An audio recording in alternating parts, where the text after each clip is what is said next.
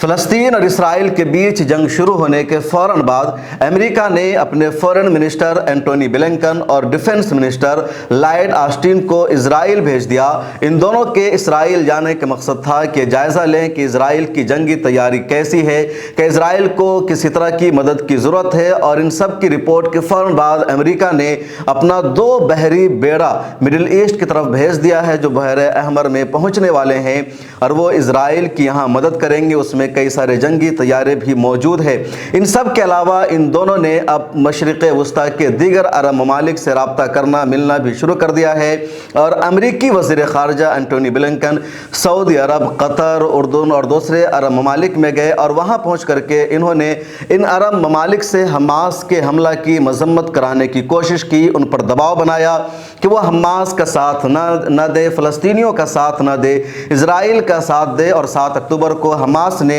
اسرائیل پر جو حملہ کیا تھا اس کو دہشت گردانہ حملہ قرار دے، اس کی مذمت کرے۔ لیکن ان عرب ممالک نے امریکہ کی بات نہیں مانی، اور امریکی وزیر خارجہ کو اس سفارتی کوشش میں شدید جھٹکا لگا ہے۔ امریکہ نے پہلے دن ہی سلامتی کونسل کا اجلاس طلب کر کے اقوام متحدہ سے ایک مشترکہ بیان جاری کرانے کی کوشش کی تھی، جس کا مقصد یہ تھا کہ حماس کے حملہ کی مذمت ہو، لیکن روس نے مداخلت کی، اور روس کی مداخلت کی وجہ سے اقوام متحدہ کی سلامتی کونسل کی طرف سے مشترکہ اعلامیہ اور بیان جاری نہیں ہو سکا حماس کے حملہ کی مذمت کے لیے۔ اس کے بعد اینٹونی بلنکن اسرائیل پہنچتے ہیں۔ اسرائیل پہنچ کر اینٹونی بلنکن نے سب سے پہلے بیان دیا کہ میں یہاں امریکہ کے فورن منسٹر کے طور پر نہیں آیا ہوں بلکہ ایک یہودی کے طور پر آیا ہوں۔ اس کا یہ جملہ ہی سب سے زیادہ خطرناک تھا، اور یہ بتانے والا تھا کہ امریکہ اس خطے میں امن نہیں چاہتا بلکہ جنگ کو بھڑکانا چاہتا ہے، مذہبی بنیاد پر لوگوں کو تقسیم کر رہا ہے، اور یہ بیان ہی واضح طور پر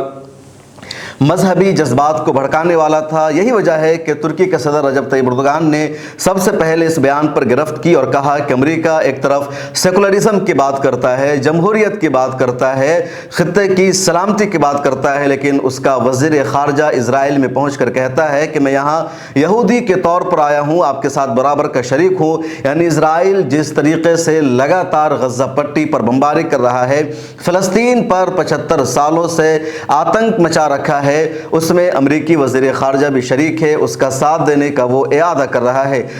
رجب طیب اردوغان کا یہ بہت ہی سخت تبصرہ اور کمنٹ تھا، اور یہی وجہ ہے کہ امریکہ نے بھی اس کو سیریس لیا۔ اس کے بعد اینٹونی بلنکن نے کوشش کی کہ تمام عرب ممالک کو ہم خیال کرے، چنانچہ امریکی وزیر خارجہ اینٹونی بلنکن اس کے بعد اردن پہنچتے ہیں، اور اردن میں وہ فلسطین کے صدر محمود عباس سے ملاقات کرتے ہیں، اور ملاقات کے دوران محمود عباس کو حماس سے الگ ہونے کے لیے اسکاتے ہیں، ان پر یہ دباؤ بناتے ہیں کہ وہ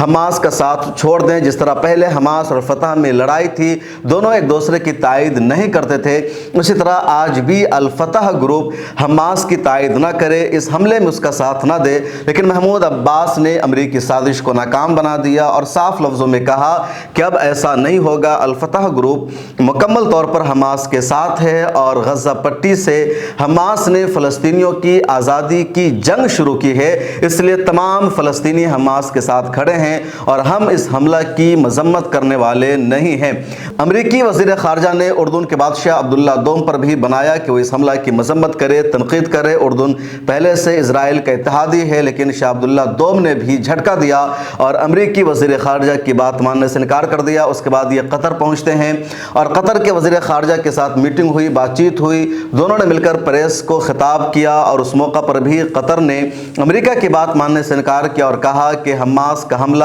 ان کی آزادی کے لیے ہے، اپنی زمین کو حاصل کرنے کے لیے ہے۔ پچھلے 75 سالوں سے جس طرح حملہ ہوتا رہا ہے اس کا دفاع حماس اور فلسطینی مجاہدین کر رہے ہیں، اس لیے اس حملہ کی مذمت نہیں کی جا سکتی ہے۔ قطر نے یہ بھی کہا کہ اس پورے معاملے کا حل یہی ہے کہ فلسطین کو ایک آزاد ریاست کا درجہ دیا جائے۔ جب تک امریکہ اس کے لیے کوشش نہیں کرے گا، خطے کے مسائل سلجھنے والے نہیں ہیں۔ قطر قطر نے غزہ پٹی کی ناکہ بندی کی بھی مذمت کی اور کہا کہ جس طرح غزہ پٹی کی ناکہ بندی کر دی گئی ہے، وہاں بجلی، پانی اور ایندھن کی سپلائی کو روک دیا گیا ہے، دوائیں نہیں پہنچنے دی جا رہی ہے، بنیادی ضروریات پر بندش لگا دی گئی ہے، یہ سخت ترین جرم ہے اور امریکہ کو چاہیے کہ کوشش کر کے غزہ پٹی کی ناکہ بندی کو ختم کرائے۔ تو یہ قطر کا سیدھا جواب تھا۔ قطر کے بعد امریکی وزیر خارجہ اینٹونی بلنکن سعودی عرب پہنچتے ہیں اور سعودی عرب کے وزیر خارجہ شہزادہ فیصل بن فرحان سے ان کی ملاقات ہوتی ہے، اور وہاں بھی ملاقات کے دوران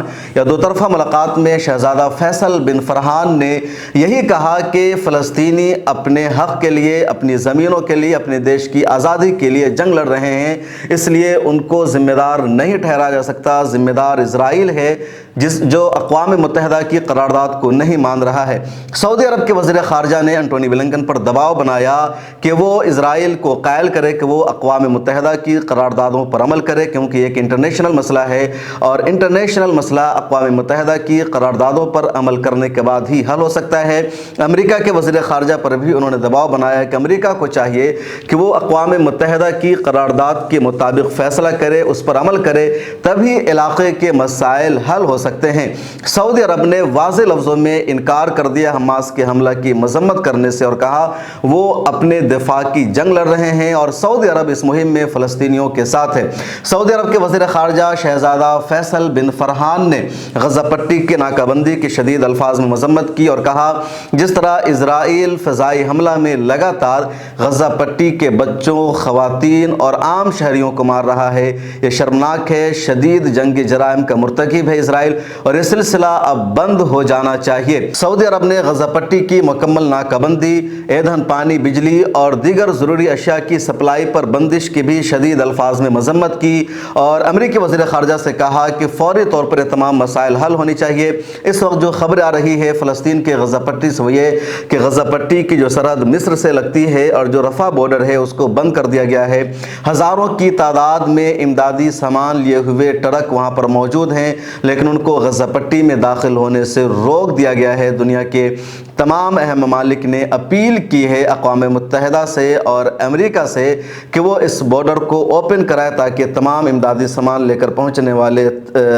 ٹرک اندر داخل ہو سکے، لیکن ان کو ابھی تک وہاں پہنچنے نہیں دیا جا رہا ہے۔ سعودی عرب نے غزہ پٹی کے انخلا کی بھی مذمت کی اور کہا کہ جس طریقے سے غزہ پٹی کے عام شہریوں کو نارتھ کا علاقہ خالی کر کے ساؤتھ جانے کے لیے کہا گیا ہے، یہ بھی شدید انسانی بحران ہے اور سعودی عرب اس کی مذمت کرتا ہے، امریکہ کے ساتھ نہیں ہے۔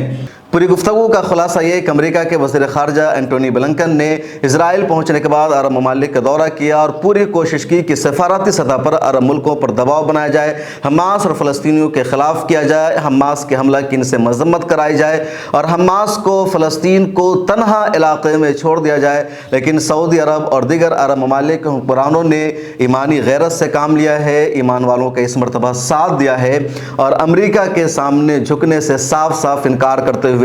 کم از کم میز پر کم از کم گفتگو میں انہوں نے فلسطین اور حماس کا ساتھ دیا ہے۔ بھلے ہی یہ کسی طرح کی فوجی مدد نہیں پہنچا رہے ہیں، لیکن گفتگو کی سطح پر انہوں نے امریکہ کے سامنے جھکنے سے گریز کیا ہے۔ آگے دیکھیے کیا ہوتا ہے، لیکن امریکہ پوری طرح دباؤ بنا رہا ہے کہ فلسطین کو، حماس کو تنہا کر دیا جائے خطے میں، اور اس لیے ان عرب ممالک کو دھمکایا بھی جا رہا ہے، لیکن یہ لوگ ابھی تک جھکنے کو تیار نہیں ہیں، فلسطین اور حماس کے ساتھ کھڑے نظر آ رہے ہیں۔ اس ویڈیو میں اتنا ہی، آپ سے ریکویسٹ ہے کہ ملت ٹائمز کو فائنینشلی سپورٹ کیجئے، ڈسکرپشن میں لنک موجود ہے اور جوائن کے بٹن پر کلک کر کے ہماری ممبرشپ بھی لے لیجئے۔ ملت ٹائمز کو آپ کی ضرورت ہے، ہماری آپ مالی مدد کریں۔